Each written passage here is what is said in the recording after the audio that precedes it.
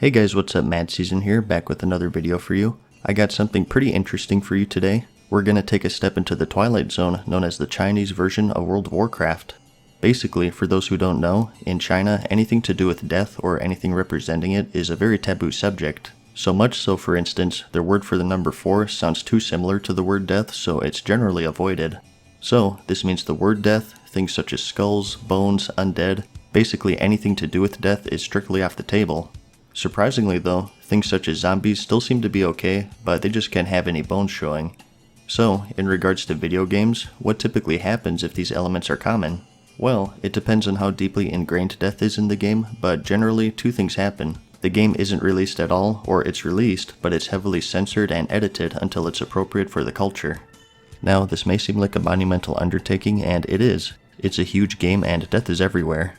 We even have a class based all around it called the Death Knight, or what it's called in China, the Fade Knight. So, when I said anything to do with death, I really meant anything. Not necessarily everything though. Some stuff did slip through the cracks, as you'll see. So, in this video, I'd like to show you some examples of the edits and censorships, comment on them a bit, and just compare the two versions.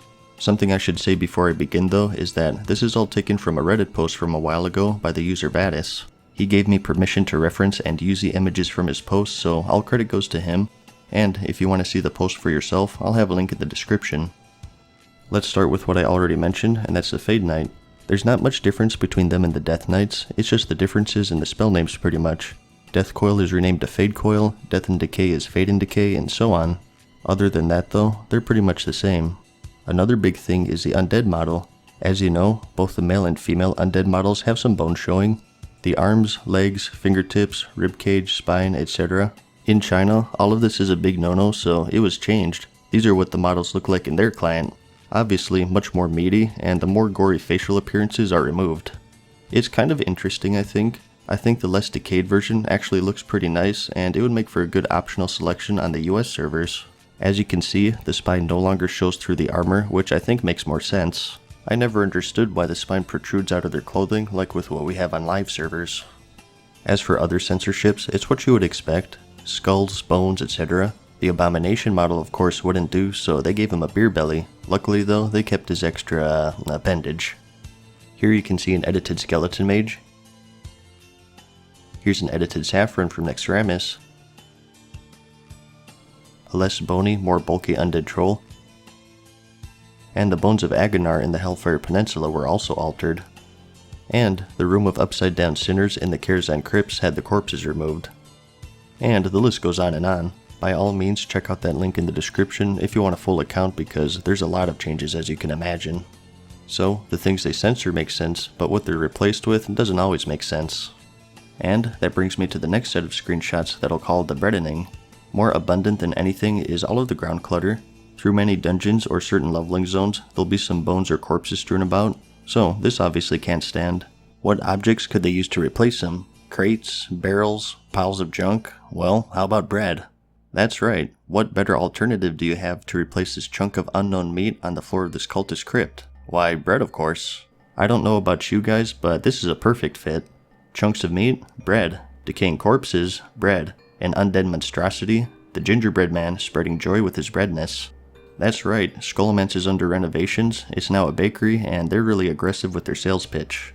I strongly suspect the reasoning for this is that throughout the game, there are lots of tables that have meat and animal carcasses on them. The people in charge of censoring all of this stuff started with that, and appropriately so, changed all of these meat items into bread. It fits in this sense, but a problem that arose is that these tables are everywhere, so to save time, they changed all of the items in the entire game across the board. And the problem with that is that these chunks of meat that are on these tables are the same ones on the floors of Skullomance and who the heck knows where else. They probably found out about it after the fact and just sort of went with it. And so we learned the true purpose of the Cult of the Damned, and that's to feed all of Azeroth with their delicious dough-based sustenance. Production is at full speed, and they're speccing into pastry soon, so prepare yourselves. Other strange anomalies are statues replaced with sacks of grain. Talking skulls are now talking grain sacks, and all sorts of stuff. Another recurring thing is the Strawman. This replaced the many skeletons in the game, and they're all over the place. People really don't like these Strawmen because it's a genocide. But at least they respect them enough to put them in their own crypts and coffins. And here you can see how little strawmen are made. And this unfortunate soul seems to be the subject of some sort of experiment. Now, that's the last straw in my book. I can't bear to watch anymore. Some stuff did slip through the cracks though, which is understandable considering just how many skulls and whatnot are in the game. The Lich King's armor remains intact, as well as Sylvanas'. And various skulls and bones did make it through. It all seems kind of rushed, and some weird choices were made. So, this corpse is fine, but this lantern isn't? I guess it really depends if there are any visible bones or not. But anyways, that's about all I have to show you. Like I said, if you want to see a more thorough accounting of everything, check out that link because there's a lot I left out. And once again, credit and thanks goes out to the Reddit user Vadis for digging this stuff up.